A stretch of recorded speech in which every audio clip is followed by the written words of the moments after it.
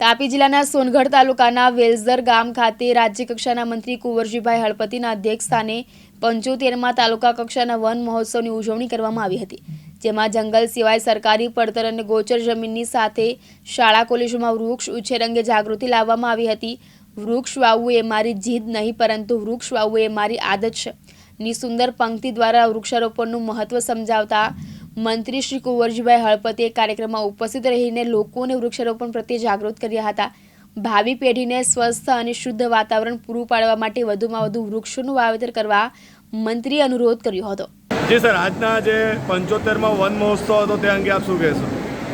આજનો સોનગઢ તાલુકાનો 75મા વન મહોત્સવ વેલઝર ગામની અંદર કરવામાં આવ્યો। આ ગામમાં તમામ મારા વન સમિતિના સભ્યો અને આદિવાસી ભાઈઓ અને બહેનો ઉપસ્થિત હતા। તમામને એક માર્ગદર્શન મળ્યું છે। દેશના વડાપ્રધાન નરેન્દ્રભાઈ મોદી સાહેબે જે સૂત્ર આપ્યું છે, એક પેડ માં કે નામ, એના સંદર્ભમાં આજે વન મહોત્સવ કરી રહ્યા છે, વૃક્ષારોપણ કરી રહ્યા છે। જેવી રીતે મા પોતાના બાળકની નાનપણથી ઉછેર કરતી હોય, તેવી જ રીતે અહીં ઉપસ્થિત તમામ મારા આદિવાસી ભાઈઓ અને બહેનો એક વૃક્ષ પોતાની માના નામ ઉપર એ વાવેતર કરશે અને જતન કરશે, એની હું આપને અહીંથી ખાતરી આપું છું। વૃક્ષ એ આપણો મિત્ર છે। વૃક્ષ એ આપણું મિત્ર હોવાને નાતે એનું જતન કરવું જોઈએ, વાવણી કરવી જોઈએ। અને વૃક્ષ આપણને અનેક વસ્તુઓ એમાંથી નાની મોટી વસ્તુ આપે છે ભેટ સ્વરૂપમાં, તો એનું પૂરેપૂરી કાળજી લઈને જંગલ બચાવવાની અભિયાન પણ આપણે શરૂ કરવું જોઈએ। જંગલોમાં વૃક્ષો વાવવા જોઈએ।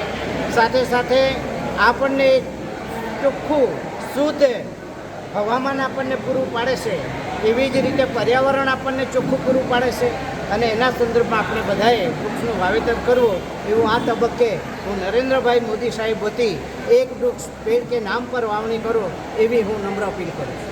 સર, અત્યારે ખૂબ બધા વૃક્ષારોપણ થયા છે અનેક વિભાગો દ્વારા, તો એ વૃક્ષોની જાળવણી કરવામાં આવે અંગે આપ શું કહેશો લોકોને?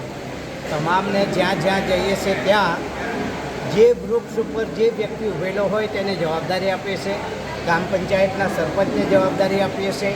ગ્રામ પંચાયતની પ્રાથમિક શાળાઓ છે એ લોકોને પણ અમે જવાબદારી આપીએ છીએ કે વધુ નહીં તો કંઈ નહીં, પણ ફક્ત તમારે 10 મિનિટ આ વૃક્ષ પાછળ એને પાણીનું સિંચાઈ કરી મોટું થાય એ દિશામાં આગળ વધવાની સૂચના આપીએ છીએ। જી સર, ધન્યવાદ। બિંદેશ્વરી શાહ, દિવ્યાંગ ન્યૂઝ, સોનગઢ, તાપી।